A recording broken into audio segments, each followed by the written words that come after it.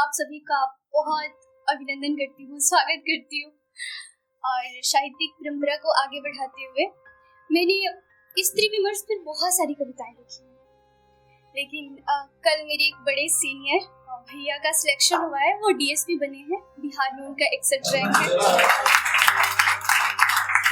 तो जब मैं पहली बार दिल्ली आई तो उनके ही रूम पे मैं रुकी थी और उनके स्ट्रगल को मैंने बड़े करीब से देखा, उनको संतावना देते हुए कि हाँ यूपीएससी का सफर कैसे चलता है, कैसे स्ट्रगल होते हैं।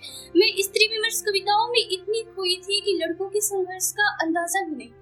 हमारे साथ एक और सीनियर हमारे मयंक सर हैं, जो 4 टाइम बीपीएससी मेंस दे चुके हैं, यूपीएससी का इंटरव्यू दे चुके हैं और एज सुन एज ये भी ऑफिसर बनेंगे। तो इन लोगों की जो लाइफ है उन पे मैंने लिखा है। मिडिल क्लास के जो लड़के हैं उनके ऊपर सुनाना चाहूंगी। हम मिडिल क्लास के लड़के हैं, हम मिडिल क्लास के लड़के हैं, जिंदगी को जीना सिखाते हैं। हम शौक बेचकर जिंदगी के मुश्किल से रोटी पाते हैं। हम मिडिल क्लास के लड़के हैं, जिंदगी को जीना सिखाते हैं। बाबूजी से बात कहाँ होती, ये ज्यादातर यूपी और बिहार के लड़के रिलेट कर पाएंगे, जो बड़े शहरों में बड़े ख्वाब लेकर आते हैं, बहुत बड़े सपने देखते हैं ऑफिसर्स बनने का। तो उनके लिए है कि बाबूजी से बात कहाँ होती, हम डर डर के बतियाते हैं। हम मिडिल क्लास के लड़के हैं, जिंदगी को जीना सिखाते हैं।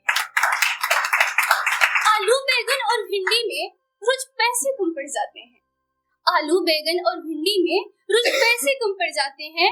नमक तेल के पैसे बचाकर हम फोटो स्टेट करवाते हैं। हम मिडिल क्लास के लड़के हैं, जिंदगी को जीना सिखाते हैं। कितना बड़ा शहर है ना, कितना बड़ा शहर है ना, मगर यहाँ रोज अकेले पड़ जाते हैं। भूख की परवाह करता है कौन, हम भूख को सब्र सिखाते हैं। हम मिडिल क्लास के लड़के हैं, हर रोज किस्मत आजमाते हैं। झोले में भरकर जिम्मेवारी हम नंगे पांव निकलते हैं। यूपीएससी के नाव हमारे पतवार बिना ही चलते हैं। आंखों से दरिया बहने को हम पानी आना देते हैं। जब रो रहा हो अंतर्मन हम जोर जोर से हंसते हैं। हम मिडिल क्लास के लड़के हैं, हर रोज किस्मत से लड़ते हैं। और संघर्ष के इस दौर में जब बहुत वर्ष बीत जाते हैं, आप कुछ अंकों से अनुत्तीर्ण होते रहते हैं और जब घर वाले भी सवाल करने लगते हैं, जो रिलेटिव्स हैं वो भी पूछने लगते हैं, आपका लड़का पढ़ रहा है, आपकी लड़की पढ़ रही है, इतने बड़े, क्या हुआ, कैसे रह गया, नहीं होगा ये, तो वो प्रश्न बड़ा खलता है। तो उस पे मैंने लिखा है कि हर पखवाड़े के अंतिम दिन एक अतिथि आते हैं, पापा पर दया दिखाते हैं, निकम्मा हमें बताते हैं। हम मिडिल क्लास और आज जब मैं स्त्री विमर्श पे, तो खैर मेरी बहुत सारी कविताएं हैं। मेरा हिंदुस्तान और दैनिक भास्कर, दैनिक जागरण की बहुत सारी प्रस्तुतियां हैं, जहां मेरी अतुकांक कविताएं आपको मिलेंगी। ये लगभग तुकांक कविताएं हैं, जो मैं ये ऐसे परफॉर्मेंस में तुकांक कविताएं सुनाई जाती हैं।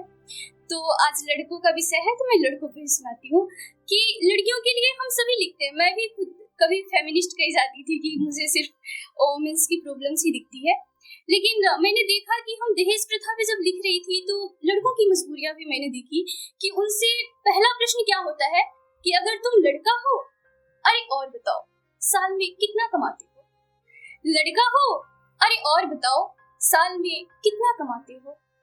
कोई नहीं पूछेगा तुमसे कितना दिन तुम रोए थे। कोई नहीं पूछेगा तुमसे कितने दिन तुम रोए थे। नहीं जानना है किसी को कितनी गहराई में। अरे काम की बात करो तुम भाई, ये बहाने कहाँ से लाते हो। लड़का हो, अरे और बताओ साल में कितना कमाते हो।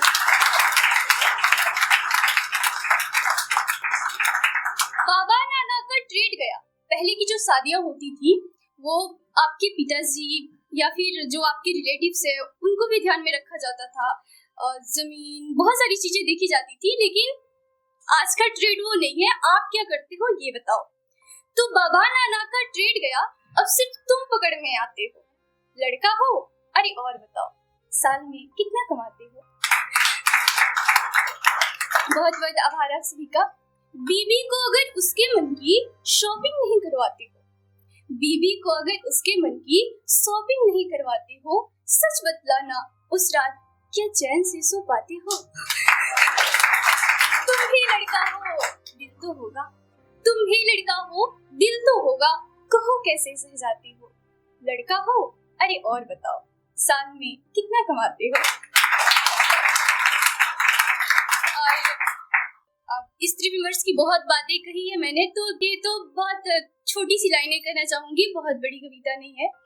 कि कोई स्त्री जब अपने हृदय में दफन कर देती है ना अपने अरमान, सपने और स्वतंत्र जीने की इच्छाएं, उसका पवित्र हृदय शमशान बन जाता है। फिर वहां चाह कर भी नहीं उगा पाती प्रेम की फसल उन बुझी हुई आकांक्षाओं की राख पर। सुनो, पुरुष होना तुम तो मत छीना किसी स्त्री से उसके अरमान, सपने और स्वतंत्र जीने की आकांक्षा, क्योंकि रोती है ना कोई स्त्री जब एकांत में एकांत नहीं रहता। उसके अश्रु के बीच से अंकुरित होते हैं सहनशीलता के कुंपल, जो हृदय के उद्गम द्वार तक सहजता से प्रवेश कर जाते हैं। कुंपल से किसले बनने के क्रम में उसका मौन उद्विग्न हो उठता है। वो खड़ी होती है, संकल्प लेती है, दुर्गा के सामने सावित्री बनने का, लांछन झेलने का और पीड़ा सहने का, और अंत में सीता बनकर समर्पित हो जाती है इस धरा की गोद में। भारत बहुत कुछ सुनाना था, बट समय की उपलब्धता का ध्यान रखना है, सबको बारी देना है, इसलिए बेहद शुक्रिया।